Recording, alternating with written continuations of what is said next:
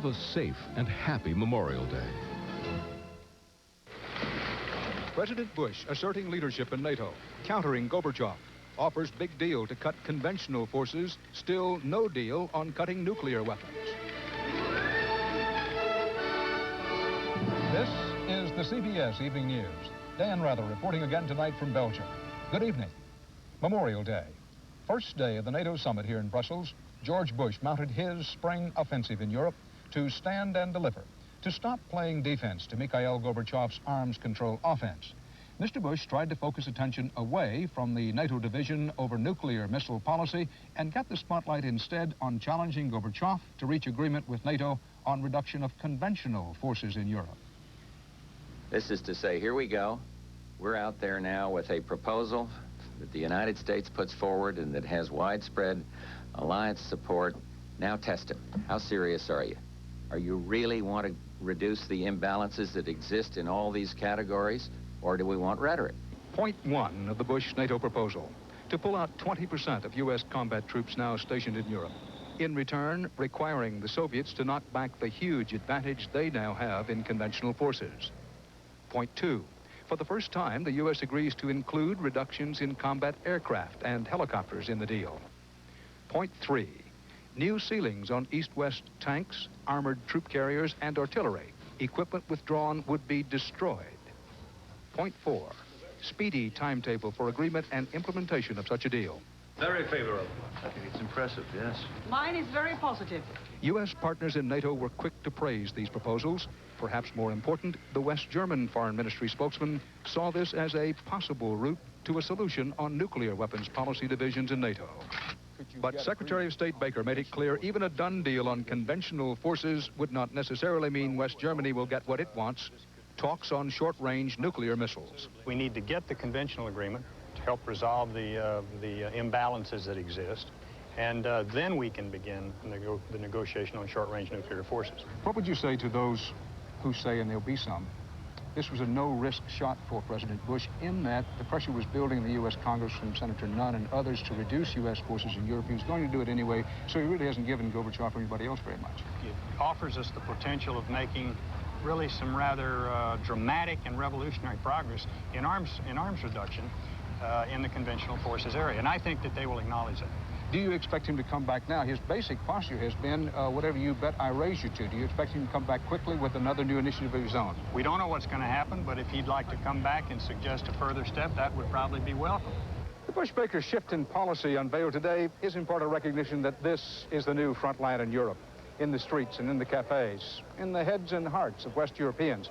Gorbachev has been scoring with them with his charm and disarm offensive, his more human, more smiling face of communism. It has not always been that way.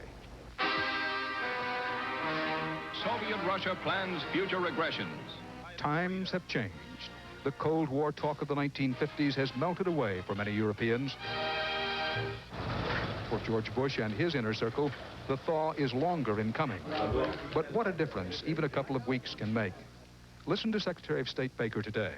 A ranking member of the administration called some of Mikhail Gorbachev's moves the moves of, quote, a drugstore cowboy. If you could pull that back, if you could retract that, would you?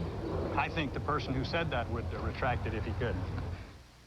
Joining me now with more about President Bush's efforts to match Gorbachev's charm and arms control offensive in Europe, CBS News White House correspondent Leslie Stahl. Leslie, no doubt from the American view, this is a bold, fresh initiative.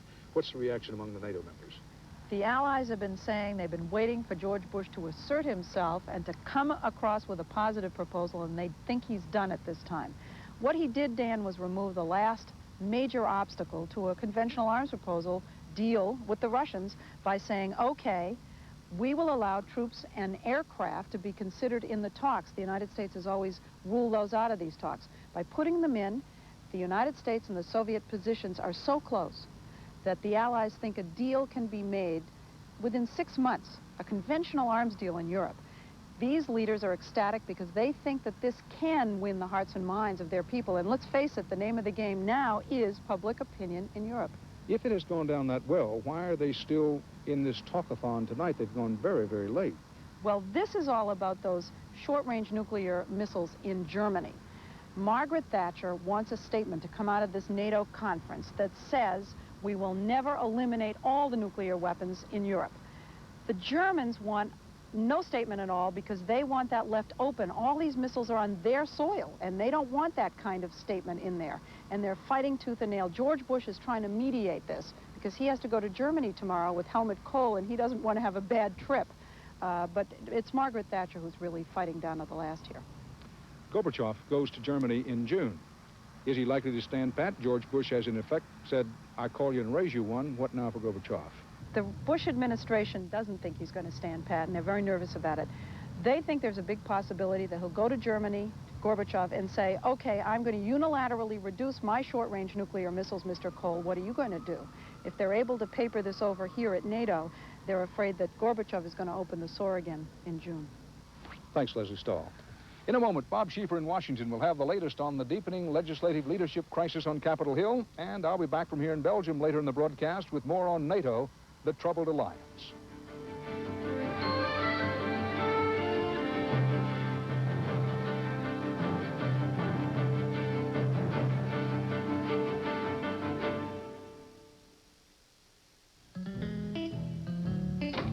Sometimes it seems like every time you look around, your rug is dirty, especially in those places where people walk the most. Well, try Woolite Spot and Stain Rug Cleaner. Woolite contains the ingredient Fiberpel, so it not only cleans today, it helps resist that heavy traffic dirt tomorrow.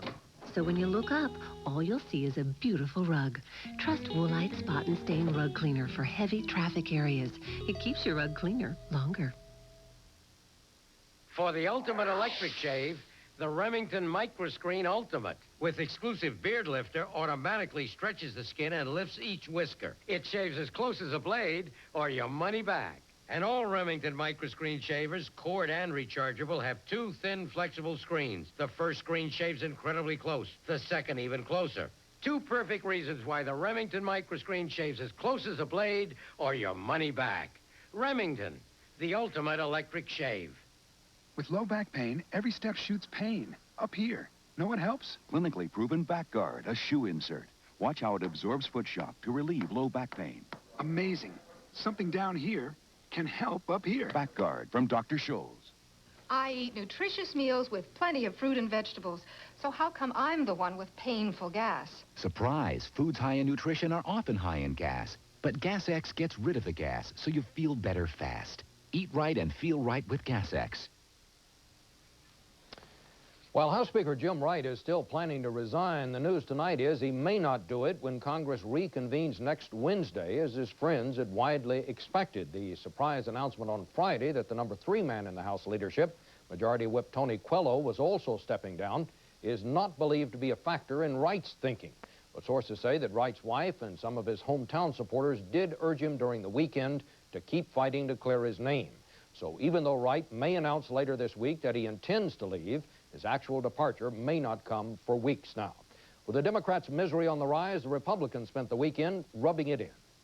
After a 35-year monopoly of power, the Democrats in the House are now sick enough that 2 of their top 3 people, for the first time in American history, are resigning from the Congress. Naming no names, one Washington newspaper predicted today that there is worse to come. But with most members back in their home districts, the Capitol was quiet. And Wright himself had nothing to say when reporters spied him late this afternoon. The long-distance lines were busy, however, as the maneuvering to replace him intensified. So I think the mood is, let's get this thing behind us and let's get on with the ordinary business of the country. At this point, Majority Leader Tom Foley, the number 2 Democrat in the House, is all but certain to replace Wright when he does step down. Missouri Congressman Richard Gebhardt appears to have the most support to replace Foley. Georgia's Ed Jenkins, who will contest Gebhardt, conceded today the atmosphere is volatile. The House as an institution cannot permit itself to get into a dog-eat-dog atmosphere. Bill Gray, the former chairman of the Budget Committee, has emerged as a favorite to replace Quello as Democratic whip. Arkansas's Beryl Anthony and California's Henry Waxman were also reported today sounding out colleagues about their chances. On one thing, there was bipartisan agreement tonight. The Washington atmosphere has turned as bitter as anyone can remember. And we have more on that now from Eric Ingber. Politics didn't just turn ugly. It evolved from a nasty presidential campaign that featured the GOP's famous Willie Horton ad Fixed on revenge, the Democrats piled on John Tower, even as House Republicans were pressing their plan to bring down Speaker Wright as a way to show Democrats are too corrupt to govern. I don't want to call it a war. I mean, I just think we are in a sea change. We're in a situation, unfortunately, where character assassination has become the politics of the time. The Democrats, blaming Republican strategist Newt Gingrich for the nasty atmosphere, are eagerly pushing investigations of his book deals. Gingrich answers with a list, he says, carries the names of 17 more Democrats in ethics trouble. When you get into a feud of this sort, basically you start to pick off and then retaliate until you either end up with no bodies left standing, or you end up with enough weariness that both sides finally say enough is enough. Many in politics believe the ethics upheaval is not just ugly, it's paralyzing the government. But reformers argue that Congress, by refusing to clean up its own house, brought it on itself. I don't think people outside of Washington have a sense today that the problem in Washington, D.C. is we've got too much ethical behavior. For the immediate future, it appears, the dominant politics in this town is going to be the politics of vendetta.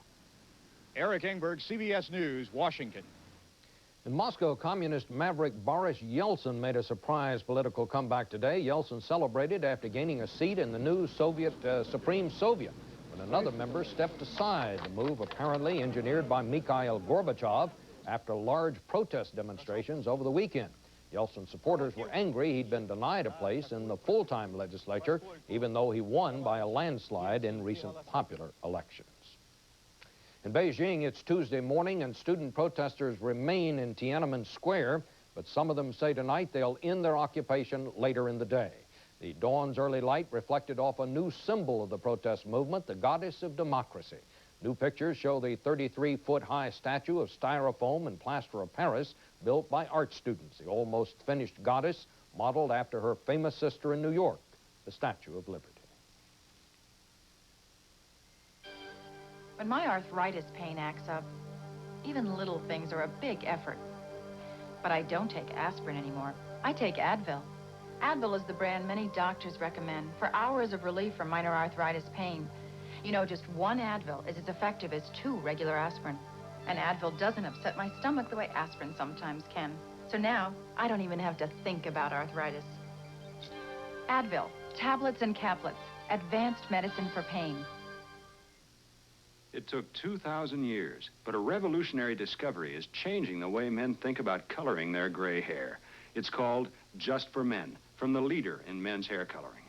Simply apply Just for Men, and in 5 minutes, shampoo out. Your gray is blended away, leaving your natural-looking color. 5 minutes. Here, look at me. Just for Men leaves your hair looking healthy and fuller, and it won't fade or wash out. Just for Men, in the men's hair care section.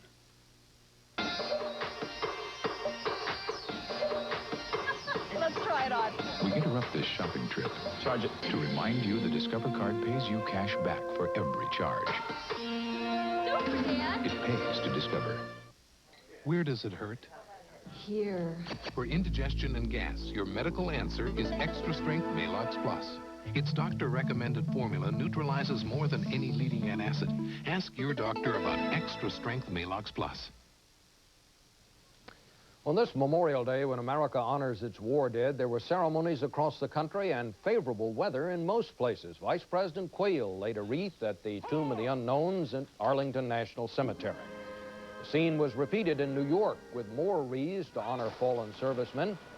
And in Miami, all the armed services were represented at an event that closed with a 21-gun salute and taps.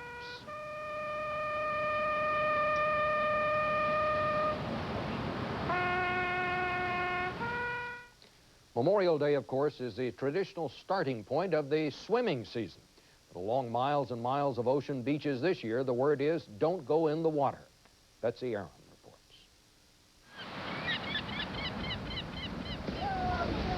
This is what summer is supposed to be all about. But in 1989, this is also what summer is all about. Shouldn't be getting this stuff on my hands. I forgot my gloves. You never know what's in it. There's a campaign going on now to stop the pollution. From the air, on the beaches, all to prevent what happened last year from happening all over again. medical waste, and garbage washing ashore in nearly every coastal state. I don't believe it. How could they clean up an ocean? Come on. Well, they're trying to do just that. Coast Guard pilots spotting pollution before it hits the shore. Catamarans to collect floating garbage, mechanical rakes to comb the sand. And yet... With regards to high bacterial levels, the major cause of beach closings last year, we should expect the same situation to prevail this year. Why? In part because sewerage systems can't handle all of the contaminated liquids that pour through the pipes when it rains. Hundreds of millions of gallons of combined sewage go into the water body. Flowing through hundreds of outlets into New York waterways, the sewage forming black pools of pollution. That sewage fouled the New Jersey coast. Shore business was off 25% last year. What keeps the arcades and the food shops here on the boardwalk in business is not really the quality of the merchandise or the food they sell. It's really the quality of the ocean out there. And how you feel about the water this year seems to depend upon whether you're here for business or for pleasure. Here we go. Is the water safe to swim in? I think so. I'm worried about it. I have kids. I don't want my kids going in polluted water with needles or anything else that's in the water, getting any kind of diseases. Last month, they picked up 121 tons of garbage on Texas beaches in just 3 hours. That's almost a ton a mile. Last week in Connecticut, a sewage pump broke. Don't go in the water, boys. You can't go in the water. And the summer is just beginning. Betsy Aaron, CBS News, New York. Some good news from the ocean. About a mile off the shore of Stone Harbor, New Jersey today, there was a rare chance to see a whale in her calf. Fearing the whales might be in trouble, the Coast Guard kept all boaters away from the area, but by mid-afternoon, mother and calf had returned to the deep seas. Just a moment, Dan Rather will be back with more from the NATO summit in Brussels.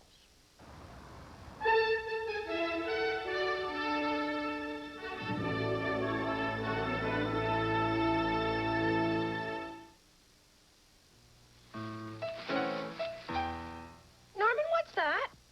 Nothing, honey. I asked a simple question. Norman, are you eating something? It's nothing, honey. He lies like a dog. Kellogg's Nut and Honey Crunch. Crisp golden flakes glazed with sweet honey and real roasted peanuts. Irene, what's that you're playing? Nothing, honey. Two can play this little game. Kellogg's Nut and Honey Crunch. He knows that, I know that, but do the fish know that? Because a Dean Witter broker earned the trust of David Moore more than 40 years ago, we were given the chance to earn his son's trust 30 years later, and the trust of his grandson today. More important than the relationships we make is how long they last. There are many ways to measure success.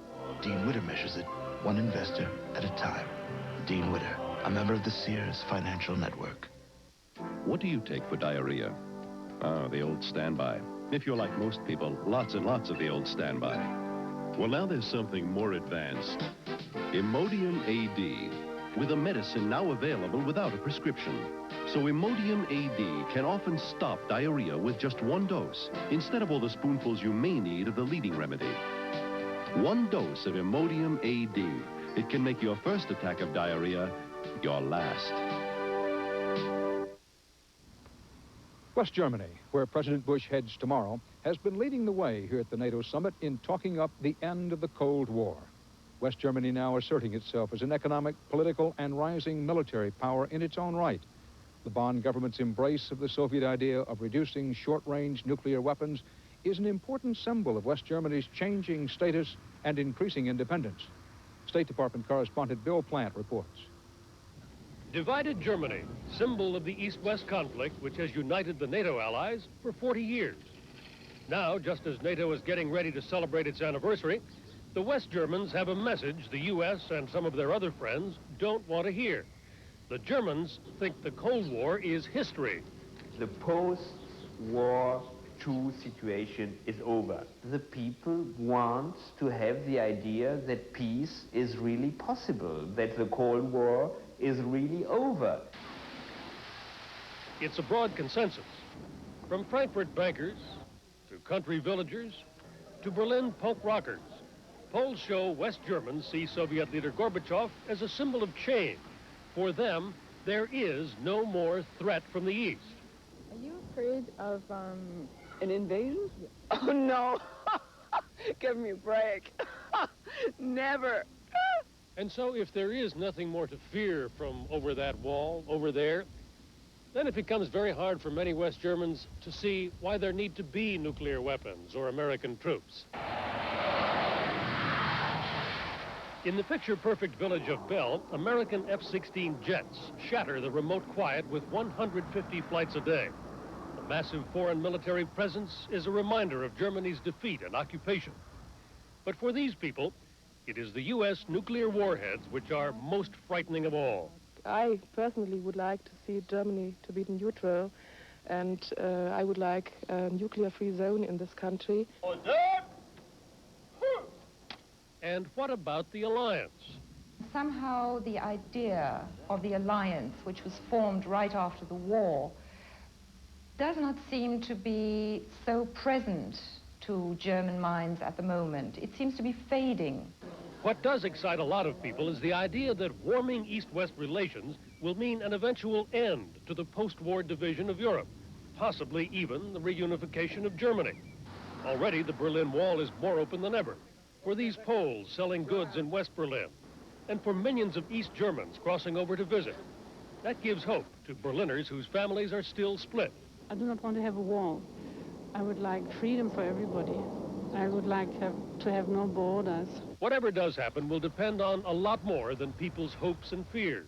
If pigs might fly, and if the Soviet Union might change, a new partnership between Russia and Germany might be worked out so that Europe could have a more benign and peaceful future.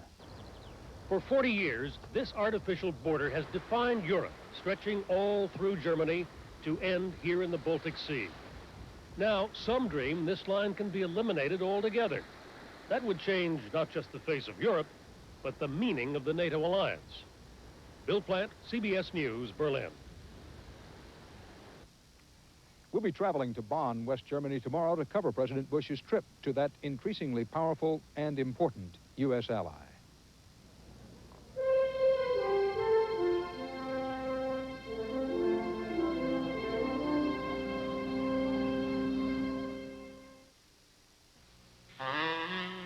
It's your 30th birthday, girl.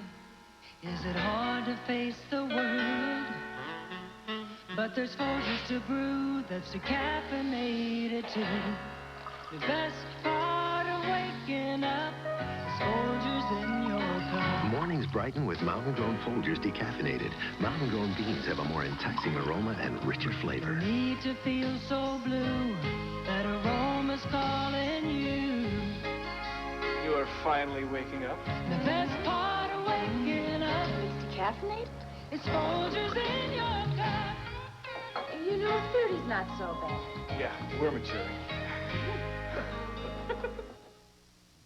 The search is on for American Family's third $10 million winner. Ed McMahon found me. Me too. And what a pleasure that was.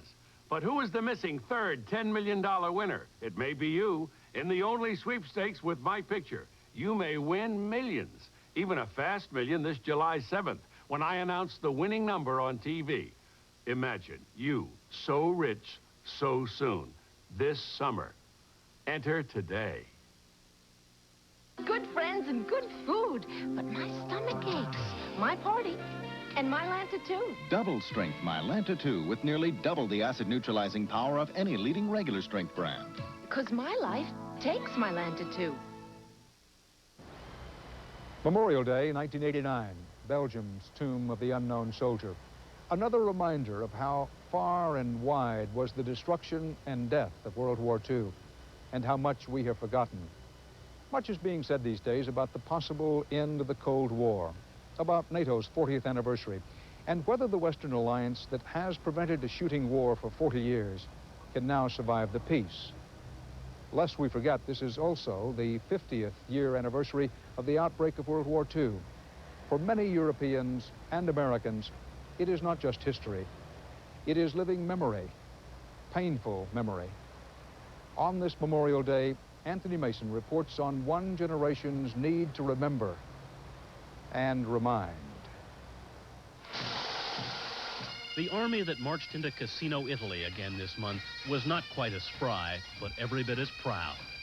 More than 5,000 old soldiers returned, the British, Americans, Canadians, Sikhs, and Poles, who in 1944 broke through the German line in Italy and cleared the Allies' path to Rome.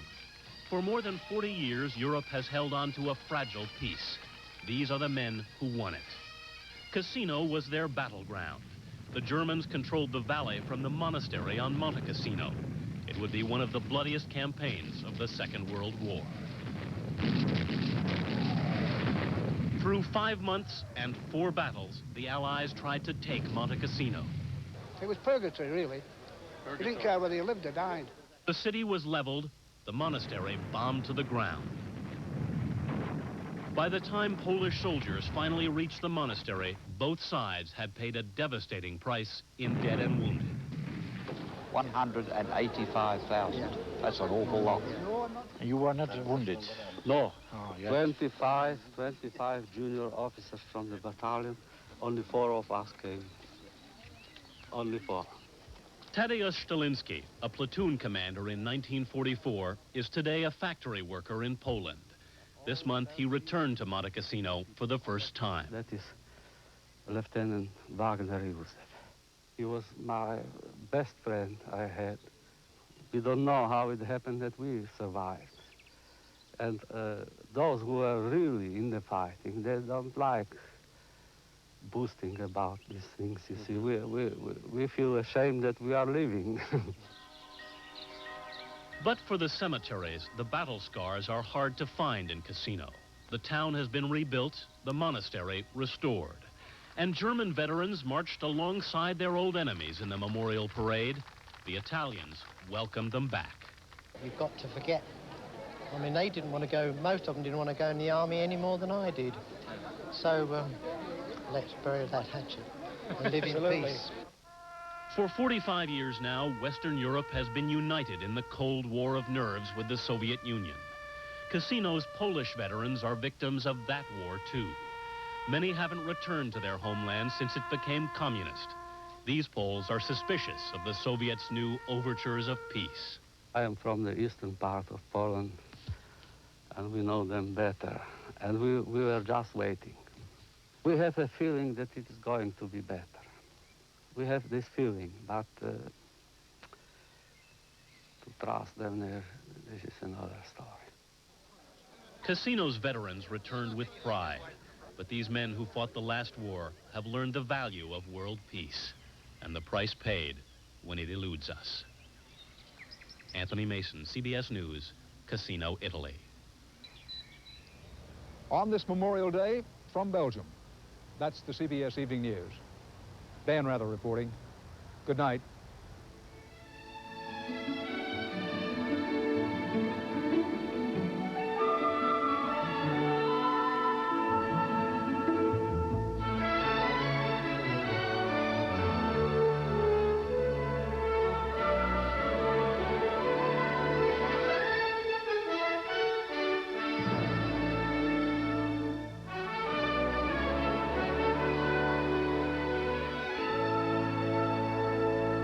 I'm Harry Smith. And I'm Kathleen Sullivan. Tomorrow, Henry Kissinger on the NATO summit. Also, Joan Baez and tips on getting your garden ready for summer on CBS This Morning. This is CBS.